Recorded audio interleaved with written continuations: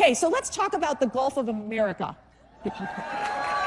Okay, so okay, tell me what happened with the AP. Give me what's going on here. So it's just us, right? It's just us. Okay. Well, I really would love to answer this question, but upon driving over here from the White House, I actually learned that I have been sued by the Associated Press. Oh, that means, okay, we cannot. Okay. Yeah. Wait, personally? We'll see them in court. Wait a second, personally? Yes. Yes. See, this is what these people do. It's called lawfare. You can't say it. I'll say it. It's called lawfare, people. That means I'll probably get sued in the next 30 minutes or so. Okay, keep going. So I wanted to get the White House counsel on the phone before taking this stage to see what I can and cannot say. I really can't say anything. But look, we feel we are in the right in this position. And I said in my first briefing at the podium, we are going to ensure that truth and accuracy is present at that White House every single day. And one of the changes that we made, President Trump ran a non-traditional media strategy on the campaign trail, and he owned it. And he did podcasts, the Theo Von podcast, the Joe Rogan podcast. He went places that no other politician has ever wanted to go. And it helped him earn votes. It helped him earn support. And we wanted to continue that approach at the White House. So we've added the new media seat in the White House briefing room. That's been fantastic. Thank you. Yes. We are inviting podcasters and influencers and independent journalists who aren't constrained by this legacy media bias to join us. They deserve the privilege of covering the President of the United States just as much as any other legacy media outlet who has spewed lies about President Trump for years. Lies about President Trump, lies about the people who work for President Trump, lies against people like yourselves. This is what the media, so many in the media have done. I'm not saying all of them, because there are some good eggs out there for sure. But there is definitely the sense that they drove this narrative, that they pushed this leftist agenda. Didn't they forget to talk about Biden's mental decline for quite some time? Yeah, that was a narrative that they just ignored, I guess, the cover-up of the century. What were they doing, sitting out there in the White House just like eating popcorn and going, yeah, why isn't he coming out to speak to us? And they didn't cover it. And I was so glad that Stephen Miller called out the press yesterday in the briefing. I'm not sure if you guys saw that, but he said many of the people in that room covered up Biden's mental incompetence, and he is right. And if you talk to these reporters off the record, that's the worst part about it. They won't report on it, but they will tell you off the record to your face that they knew Biden was incompetent. Yeah, that the White House staff sometimes weren't showing up until noon. No work was being done. Nobody knew who was in charge. We all knew the truth in this room, and they tried to tell us, don't believe your lying eyes. He's, has all this energy and spirit. It was always a lie, and shame on the media for peddling it.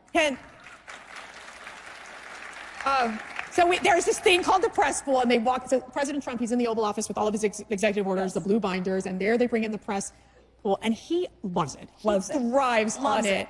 Tell me about those exchanges. Yeah. I just feel like the press, they're really. I mean, I don't know if they can work these 24-hour cycles of President Trump's new administration. I mean, can they? They're exhausted. They're exhausted. Don't you think they should just take a vacation at this point because they just can't keep up? Well, we've signed 73 executive orders. Actually, the president was signing 2 more when I left the White House, so 75 executive orders.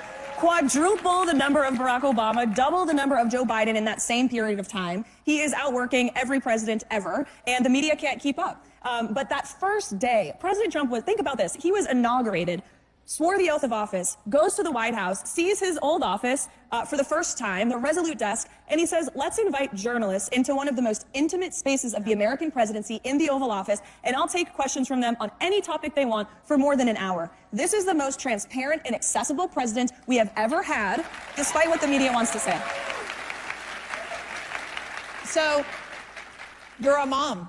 I am. Isn't that fabulous? It's the best thing ever. It's the best thing ever. It is. And I will tell you, in my time at the White House, it was with Sarah Huckabee Sanders, Ivanka Trump, Kellyanne Conway, Brooke Rollins. Between all this, we had 19 kids. I just, goodness gracious, a lot of kids. It's a huge sacrifice. It's a huge sacrifice. But you look at your son, Nico, and why are you doing what you're doing? For him and for all of the other children in this country, we have a country to save, and I want my son to grow up in a free and patriotic America that we can be proud of, and thank you. I try to remind myself of that. Thank you. Thanks. Thank you. Thank you. All right, one more question here. So yesterday I asked Vice President J.D. Vance. Yes. Who's great, by the way. Who loves our Vice President? I mean, seriously. I asked him the question, what is your message to young men? There's a lot of young women out there, young girls who really admire you.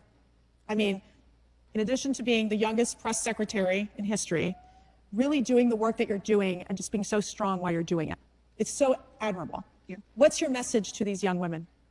Stay strong, speak the truth, And don't let anybody tell you you can't achieve your dream or you can't get to that next step. Just believe in yourself, because there will be a lot of people who don't believe in you, who cast doubt on you, who talk bad about you.